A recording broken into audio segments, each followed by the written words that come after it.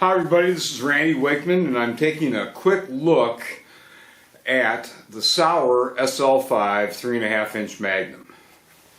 Now it's marketed as being a Sauer SL5. It's actually imported by Blaser Group and the gun appears to be made, at least in part, by Breda. Breda is stamped on the receiver. So who makes the barrels? It may be Benelli, Beretta, I really have no idea. This is a fairly heavy gun. This example has a 26 inch barrel. It weighs 7 pounds, 13 ounces unloaded. So loaded up, you're well over 8 pounds. The trigger breaks at about 5.5 pounds. A little on the heavy side, but not bad for a gun this heavy. So the control setup is pretty familiar. You have an oversized charging handle, oversized bolt release. The one thing that isn't oversized at all is this little dinky crossbolt safety, and it is dinky. I don't know why they do that. This isn't the only example, but a lot of guns just have dinky safeties. Now it works okay. It doesn't bind or grab, it's not hard to get off, but this is smaller than a number 2 pencil eraser head. I mean, it's just dinky. So that can be improved. Other than that, it's a nicely balanced gun. The recoil pad is said to be a Cervatelli. It's not the greatest pad, but it's a long way from the cheapy pads. Pretty firm. Fairly high durometer, which is what you want if you're going to be using 3.5 inch shells for sure. And it has a nice rubber comb piece. So everybody wants to know, what will the gun cycle with? So let me pop on my ear protection.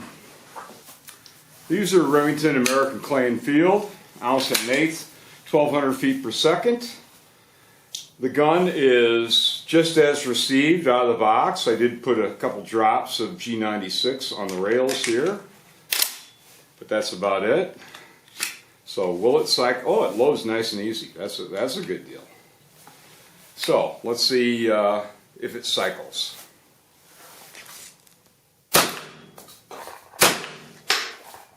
Not a problem with 1 1/8, 1200 feet per second.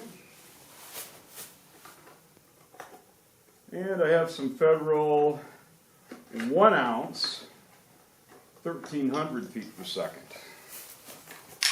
So we'll see how it does with 1 ounce, 1300 feet per second.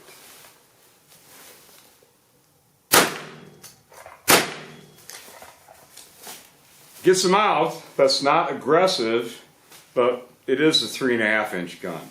So I would rate the cycling as being very good. Certainly with 1 1/8 loads, you can go have some fun with sporting clays or trap, barnyard trap, whatever you want to do.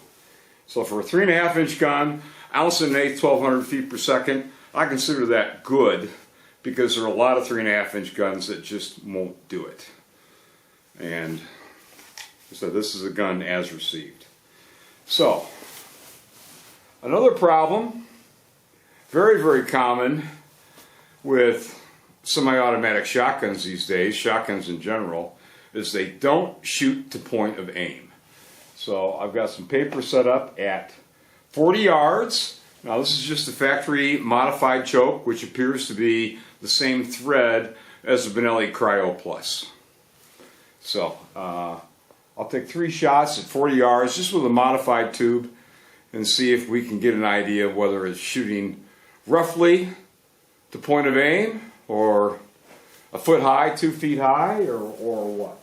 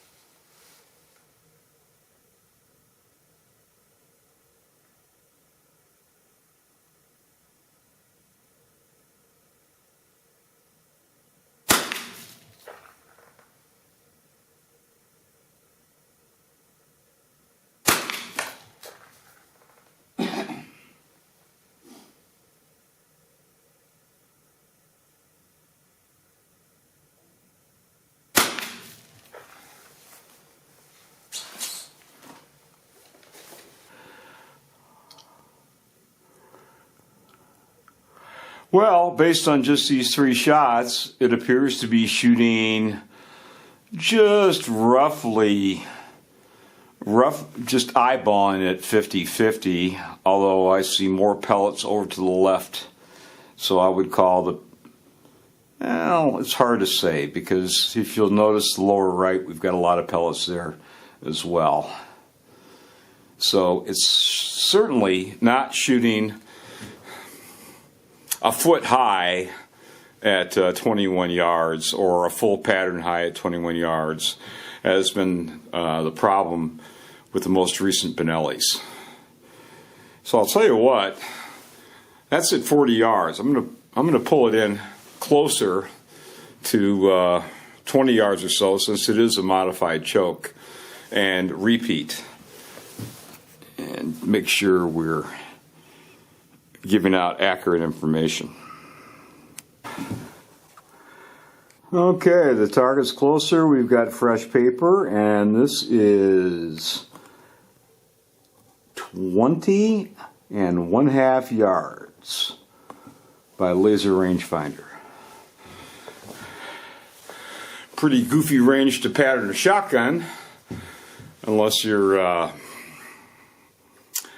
talking skeet. But with a modified choke, it should give us a good idea as far as point of impact.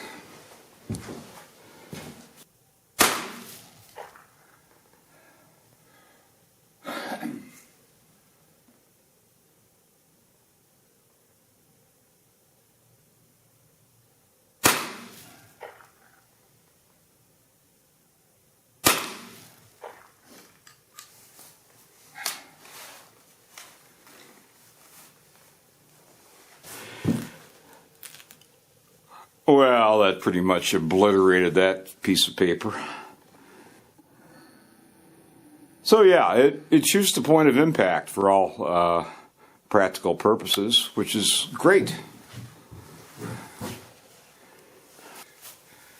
So all in all, MSRP on this particular model, 3.5-inch chamber, I believe is $17.50. You get the usual discounts. It's got a 10-year warranty. Several things I really like about it. The loading is super duper easy. I mean, this thing is just effortless to load.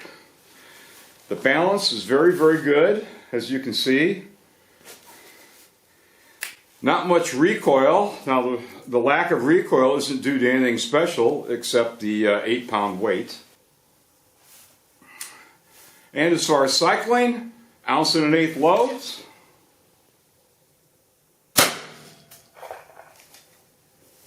Not always.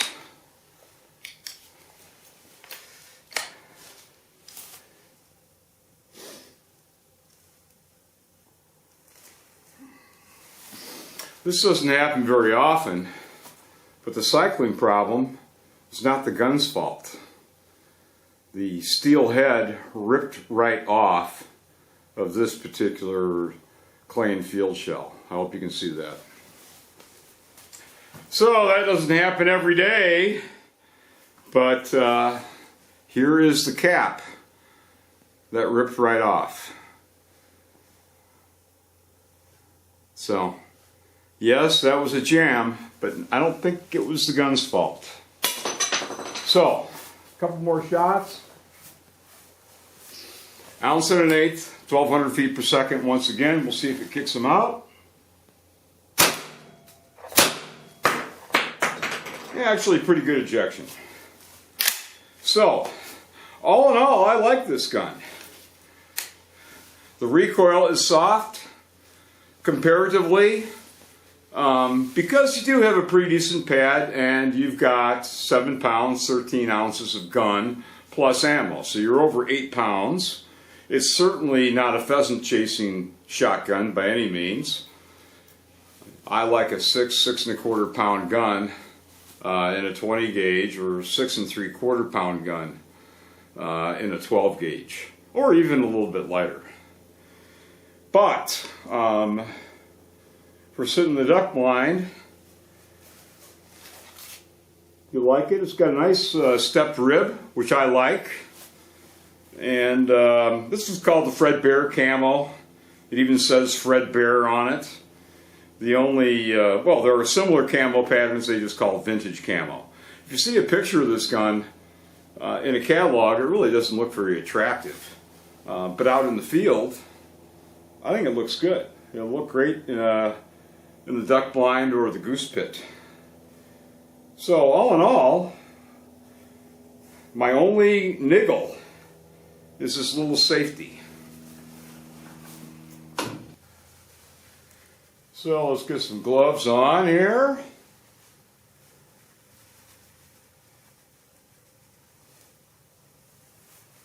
Not very windy today.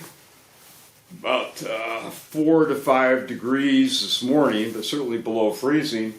But if it's a windy day and it's 4 or 5 degrees, you need to be bundled up. So here's the problem, is that safety with gloved hands. I can feel it, but it's hardly intuitive, even though it's in the right spot behind the trigger guard. But that is, it's just too small.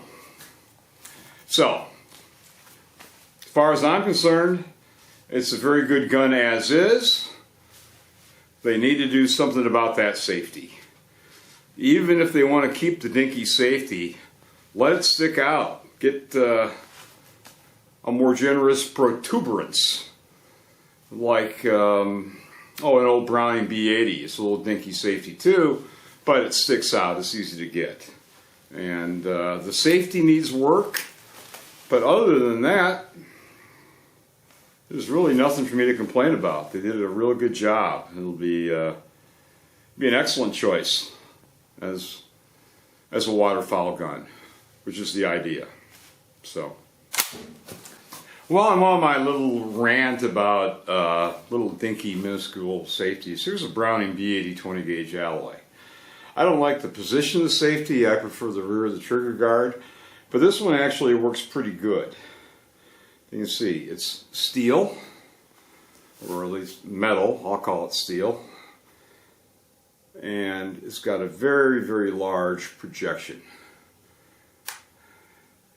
So this is super easy to get off, even with gloves or mittens or whatever, even though it's not a large diameter safety.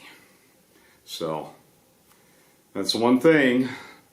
When you're shopping for guns, make sure you can get that safety off, particularly a flushing game, pheasants. There's no time to screw around with it. So the old Browning B80 safety works just great. And I'll grab a Benelli M2. Same deal here. This is Benelli M2 20 gauge. An older model. I've had this for a while. Unlike modern Benellis or the most recent Benellis, this thing shoots 50-50 patterns at 40 yards. Beautiful. But the point here is the safety. And here you have a very generous safety that's easy to get off with gloves. And if you look at a Remington 870 Wingmaster safety, better yet, large, round, generous safety.